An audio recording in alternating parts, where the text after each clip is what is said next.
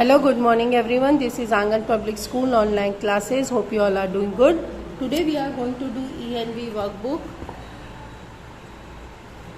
Chapter 9,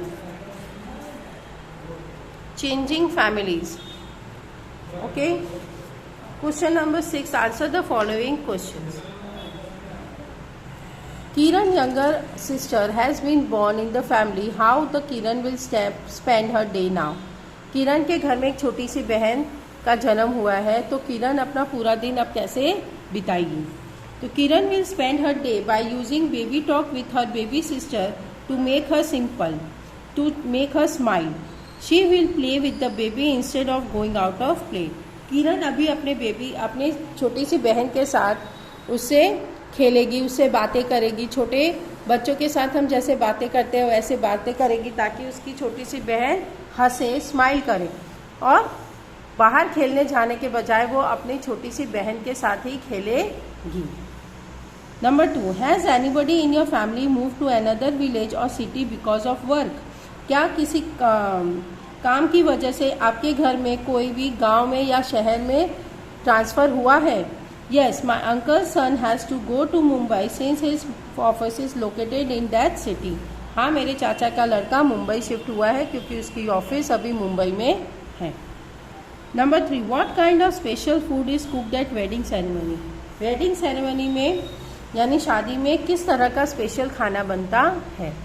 तो for wedding ceremony mohanthal, mango puri, 2 vegetables, bhajiya, puri, lentil dal, rice, papad, salad, pickle, raita etcetera has been cooked. शादी में मोहनथाल होता है, मैंगो पूरी, सेव पूरी, आमरस होता है, वेजिटेबल्स होते हैं, 2 सब्जी होती है, भजिए होते हैं, पूरी होती है, दाल होती है, राइस, पापड़, सैलेड, अचार, रायता, ये सारी चीज़ें शादी में होती हैं. Number 4. What kind of songs and dances are performed at wedding? शादी में हम किस तरह का डांस या गाना सुनते हैं या गाते हैं? फेमस वेडिंग सॉन्ग्स आर संग एट मैरिजेस. जो शादियों में क्या होता है कि जो फेमस सॉन्ग्स होते हैं ना, शादी के जो गाने होते हैं वो बजाए जाते हैं, और जो दूल्हे के घर वाले और उसके जो फ्रेंड्स होते हैं ना, वो पूरा रास्ता डांस करते हैं दुल्हन के घर तक. Number 5. Since her father transfer, what will Sumi have to do getting her admission to the new school? Sumi के फादर का ट्रांसफ़र हो गया है और वो नए स्कूल में गई है, तो सुमी को क्या करना होगा नए स्कूल में जाएगी तो? On getting admission on a new school, Sumi will have to make new friends in a new school and will have to adjust the new environment.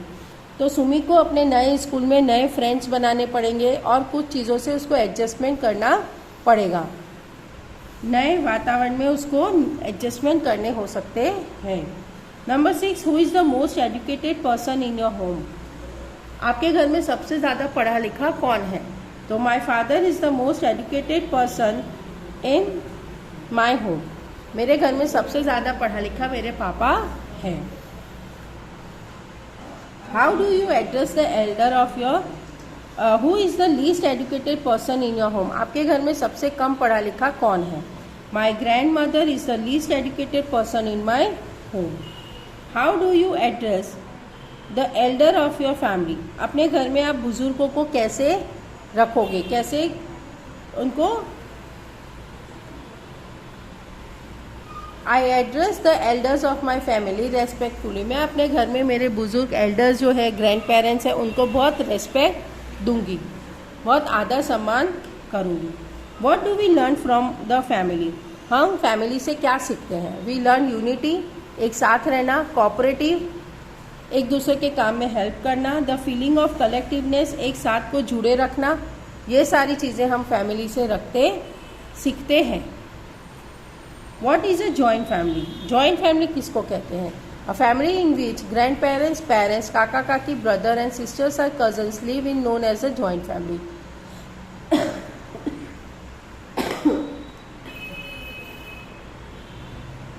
जिस फैमिली में दादा दादी होते हैं, पेरेंट्स होते हैं यानी मम्मी पापा होते हैं, काका काकी होते हैं, भाई बहन होते हैं और काका काकी के बच्चे होते हैं, जो सब एक साथ रहते हैं उनको जॉइंट फैमिली कहते हैं। What is a nuclear family? Nuclear family क्या होता है? The family in which mother father and 1 or 2 children live is known as a nuclear family. जिस फैमिली में अगर सिर्फ पेरेंट्स होते हैं, यानी मम्मी पापा होते हैं, हमारे भाई बहन होते हैं, वही लोग जो होते हैं रहते हैं साथ में, उसको न्यूक्लियर फैमिली कहते हैं।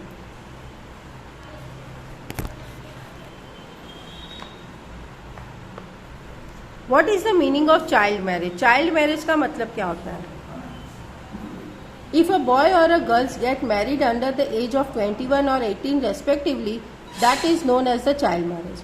अगर कोई लड़का या लड़की शादी करते हैं 21 साल या 18 साल से कम उम्र में, तो उसको चाइल्ड मैरिज कहते हैं। बॉय शादी कर सकता है 21 एज में या 21 एज के बाद। पहले करेगा तो चाइल्ड मैरिज होगा। लड़की शादी कर सकती है 18 साल की उम्र में, या उसके बाद वो शादी कर सकती है। उसके पहले अगर शादी करेगी तो वो चाइल्ड मैरिज होगा। Answer the following question. If there is a small baby in the house, what type of changes will be seen? अगर आपके घर में कोई छोटा बेबी है तो आपके घर में क्या क्या चेंजेस दिखेंगे? If there is a small baby in the house, the following changes will be seen. The elder of the house has to look after the baby. जो घर में सबसे बड़ा होता है उसको बेबी का बहुत ध्यान रखना पड़ता है कि छोटा बेबी चलना सीख रहा है, नीचे से कुछ लेके खा तो नहीं रहा है ना, वो कब रो रहा है, उसको झूला झूलाना है। तो ये सारा काम हमारे घर में जो एल्डर्स होते हैं वो अच्छे से कर सकते हैं। फिर a cradle have to be arrange for the baby to sleep and rest. फिर झूला लाना पड़ता है उसके लिए, उसमें उसको सुलाना पड़ता है, उसको आराम करवाने के लिए उसमें वो एक झूला घर में अरेंज करना पड़ता है। Number 3, care has to be taken to ensure that no noise when the baby sleeping. और जब बेबी सो रहा होता है तो बहुत ध्यान रखना पड़ता है कि कोई आवाज़ ना करे। Number 2, किरण's younger sister has been born in the family. What new work will her mother have to do now? अभी किरण के घर में छोटी सी बहन का जन्म हुआ है तो उसकी मम्मी को अभी और क्या नए काम करने पड़ेंगे। नॉर्मली तो मम्मी क्या करती हैं? कपड़े धोती है, खाना बनाती है, फिर बाद में हमें पढ़ाती है, ये सारे काम मम्मी करती है। लेकिन एक छोटा बेबी आने के बाद मम्मी का काम ज़्यादा बढ़ जाता है। किरण's mother work and responsibility both will increase. उसकी मम्मी का, किरण की मम्मी का काम और रिस्पॉन्सिबिलिटी यानी जिम्मेदारी दोनों बढ़ जाती है। She has to clean the baby. उसके बेबी को उसे साफ करना पड़ेगा। Change is clothes time by time, और उसके कपड़े भी चेंज करवाने पड़ेंगे। थोड़ी थोड़ी देर में वो बेबी ज़्यादा गंदा करता है कपड़े। Make baby sleep on time, और बेबी को टाइम से सुलाना पड़ेगा। फीड इट्स वेल, और खाना भी खिलाना पड़ेगा। Thus she has to take special care of the baby and its need, और एक छोटे से बेबी का बहुत ज़्यादा स्पेशल केयर करना पड़ता है कि उसको क्या चाहिए होता है। Number 3, Deepali cousins got married. What changes will there in Deepali's family now? अभी दीपाली के काका के लड़के की शादी हुई है तो उसके घर में क्या चेंजेस आएंगे? Due to the Deepali cousin's brother marriage, a new member has been added to her हाउस होल्ड। अभी दीपाली के काका के लड़के की शादी हुई है, ठीक है? तो एक नया मेंबर घर पे आएगा, है ना? जब भाई की शादी होती है ना तो भाभी घर पे आती है, तो भाभी आएगी घर पे। Deepali new sister in law bhabhi will help in the household cause. घर के कामों में वो हेल्प करेगी। Deepali aunt kaki will get some relief from work. Deepali की जो चाची है अब उसको काम से थोड़ी सी शांति मिलेगी, क्योंकि अब उसकी दीपाली की भाभी आ गई है तो वो घर के कुछ काम करेगी, तो दीपाली की चाची को काम में थोड़ा सा आराम मिलेगा। Number 4, when a daughters get married what changes will be there in a family. अगर जब किसी लड़की की शादी होती है तो उसके घर में क्या चेंजेस आते हैं? When a girls get married, जब लड़की की शादी होती है ना तो वो नए घर चली जाती हैं, अपने ससुराल के घर चली जाती है, अपने पापा का घर छोड़ के वो नए घर चली जाती है। When a girl gets married and goes to her new home, in-laws place, all the people of her father's home miss her a lot. यानी जब लड़की अपने घर शादी करके अपने नए घर चली जाती है तो उसके पापा के घर के लोग उसको बहुत मिस करते हैं. A family member become less, एक मेंबर कम हो जाता है फैमिली मेंबर में से. And they will miss her from a whatever work she used to do, और उसके घर वाले जो काम उसकी वो लड़की करती है वो काम वो अब कोई किसी और को करना पड़ेगा, तो इसलिए वो उस चीज़ को बहुत मिस करते हैं. Number 5, what special clothes do the bride and the bridegroom wear. किस तरह के स्पेशल कपड़े दूल्हा और दुल्हन पहनते हैं. ब्राइड मतलब दूल्हा, दुल्हन एंड ब्राइडग्रूम मतलब दूल्हा. तो दूल्हा दुल्हन किस तरह के स्पेशल कपड़े शादी में पहनते हैं. A bridegroom wears a sherwani, a churidar pyjama and a turban and a safa, और he wears a coat, trouser and tie. या फिर तो दूल्हा जो होता है वो शेरवानी पहनता है, चूड़ीदार पायजामा पहनेगा और सर के ऊपर में पगड़ी लेता है, या फिर तो वो कोट पहनेगा, पैंट पहनेगा और टाई पहनेगा. अगर दुल्हन की है तो लड़की पहनेगी पानेतर, जो हमारे गुजराती कल्चर के हिसाब से होता है रेड, ग्रीन, वाइट, उसमें मिक्सिंग कलर्स में होते हैं पानेतर. स्पेशल साड़ी होती है वो.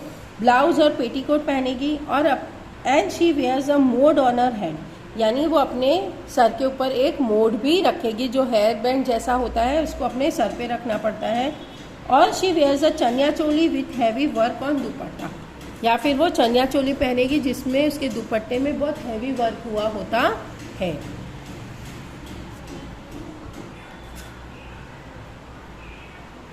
What do you see at the wedding that you had attended? आपने जिस शादी को अटेंड किया आपने उसमें क्या देखा है. I have attended my uncle's kaka's wedding. I saw the mandap for the wedding. There was a chori in the center of the mandap, and all the sides of the chori, mattresses, rugs, chairs, sofas has been arranged. मैंने मेरे चाचा की शादी देखी है. उसके चाचा की शादी में मंडप बांधा जाता है शादी में, और उस मंडप के बीचों बीच में एक चोरी बनाई जाती है, और वो चोरी के आसपास चारों तरफ ना मैट्रेसेस लगा दिए जाते हैं, सोफा लगाते हैं, बिस्तर गद्दे लगाते हैं, ताकि वहाँ पे सब लोग बैठ सकें. The marriage ceremony started in the Chauri, और चौरी में शादी की जाती है. The priest was chanting मंत्रस and performing the rights, और जो ब्राह्मण होता है वो मंत्र जपता है और परफॉर्म करता है राइट्स, यानी जो रिचुअल्स होते हैं, रीति रिवाज होते हैं, वो सब उनसे परफॉर्म करवाता है. अग्नि के फेरे लगवाएगा, फिर पूजा करवाता है, ये सारी चीज़ें वो करवाता है ब्राह्मण. मंत्र पढ़ता है. तो when the ceremony was complete, friends and relatives give gifts to the newly wedded people. जब शादी खत्म हो जाती है तब जो फ्रेंड्स और रिलेटिव्स होते हैं वो नए शादी कपल, जो वेडिंग कपल होते हैं, वेडेड कपल, उनको गिफ्ट्स देते हैं. And the food was arrange on the large table in the मंडप फॉर फूड, और खाने के लिए बड़े से टेबल पे अरेंजमेंट किया हुआ होता है. स्पेशल फूड्स होते हैं, जो मेहमान आते हैं, गेस्ट आते हैं, उनको सर्व करते हैं. Number 7, what reason can be there for changing in families. Family में चेंजेस आने के क्या क्या कारण हो सकते हैं. There can be a many more reasons for changes in families. बहुत सारे रीजन्स हो सकते हैं. Some of them are as follows, कुछ इस तरह से है. When a family member has to leave the family for a job,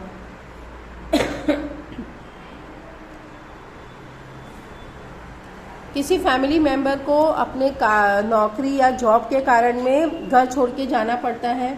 when a responsible member of the family Passage away suddenly, जब कोई एक फैमिली मेम्बर किसी की डेथ हो जाती है, सडन अचानक से डेथ हो जाती है, तो फैमिली में चेंजेस आते हैं. When a baby born in a family, और जब बेबी का बॉर्न होता है, जब शादी करके लड़की चली जाती है, तो ये सारे रीजंस होते हैं फैमिली में चेंजेस आने के. Number 8, are there any such children in your neighbourhood who had to drop out a school. Why, क्या आपके घर के आसपास कोई ऐसा कोई बच्चा है जिसको उसकी स्कूल छोड़नी पड़ी हो. Yes, a boy name Krishna stays next to me in my neighbourhood. हाँ, मेरे घर के आसपास एक लड़का है कृष्णा, उसे अपनी पढ़ाई छोड़नी पड़ी थी। वो रहता है after his father death he had to work a labourer to support his family. उसे अपनी पढ़ाई छोड़नी पड़ी क्योंकि उसके फादर की डेथ हो गई थी और इसीलिए उसे लेबर वर्क करना पड़ता है अपनी फैमिली को सपोर्ट करने के लिए। So he had to drop out the school in the middle of the year. So इसे स्कूल के बीच में ही उसे साल के बीच में ही उसे अपनी स्कूल छोड़नी पड़ी थी।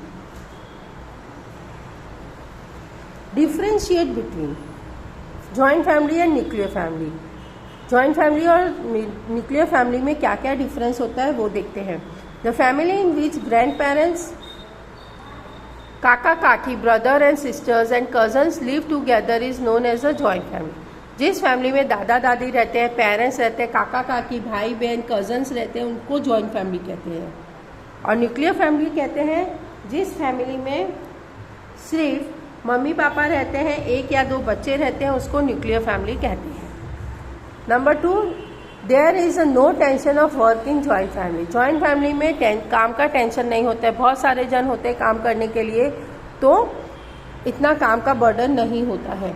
Work load and tension increases in a nuclear family. और न्यूक्लियर फैमिली में काम का लोड ज़्यादा बढ़ जाता है। Old people are taken care in a joint family. Joint family में जो पुराने लोग होते हैं, मतलब बूढ़े लोग जो होते हैं, उनकी अच्छे से केयर हो पाती है। Due to the nuclear family old people have to live alone. और न्यूक्लियर फैमिली के कारण जो बूढ़े लोग होते हैं उनको अकेले रहना पड़ता है। ओके, और यहाँ पे क्वेश्चन नंबर 9 है, ये फैमिली ट्री है। आप सबका ये होमवर्क है, ठीक है। यहाँ पे आपको अपने ग्रैंडफादर, ग्रैंडमदर का और अपने फैमिली मेम्बर्स के यहाँ पे नाम लिखने हैं। यहाँ पे भी आपको इस तरह से यहाँ ये जो चार्ट दिया है ना, ये एक केवल की फैमिली है। ये केवल की फैमिली का यहाँ पे चार्ट दिया गया है, उसके हिसाब से यहाँ पे एक क्वेश्चन है, उसके आंसर करने हैं। प्रेम शंकर भाई इज अ सुनील भाई एंड नवीन भाई father. Kalpana behen is a Keval's grandmother. Usha behen is related to Priya as her kaki. The relation between Ruchika and the Prem Shankar bhai is a granddaughter and grandfather. Keval will address Nirav bhai as काका। ओके, और यहाँ पे आपको अपने कुछ रिलेटिव्स के नाम लिखने हैं। अपने काका का, मामा का नाम, मामी का नाम, मासी का, मासा का, फई का, फुआ का नाम यहाँ पे आपको लिखना है। ओके, और हॉट क्वेश्चन है, which of the following pair is included in my family. आपकी फैमिली में कौन सी इसमें से पेयर आपकी घर पे होगी। मामा मामी साथ में नहीं रहते, मासी मासा भी साथ में नहीं रहते, फई फुआ भी साथ में नहीं रहते, सिर्फ मम्मी पापा आपकी फैमिली में रहते हैं। So number B is your answer. Number C. Number 2, how is your grandfather's younger brother related to your father. आपके ग्रैंडफादर के जो छोटे भाई है वो आपके फादर के क्या होंगे। He is my father's grandfather, he is my father's काका, वो आपके फादर के काका होंगे। Number B. Number 3, your mother's parents यानी आपके नाना नानी have 1 son and 2 daughters and how your मामा सिस्टर्स रिलेटेड टू यू। आपके नाना नानी को एक बेटा है और 2 बेटी है, तो मामा की जो सिस्टर है वो आपकी क्या होगी। She can be my mother और मासी। वो मेरी बहन, मम्मी भी हो सकती है या फिर वो मेरी मासी भी हो सकती है। ओके, सो ये सारे क्वेश्चन आंसर्स हैं। आपको अपनी वर्कबुक में इसको फिनिश करना है, ठीक है। वेरी नीट एंड क्लीन आपको अपनी वर्कबुक में इसको फिनिश करना है। Okay, so till then bye and take care.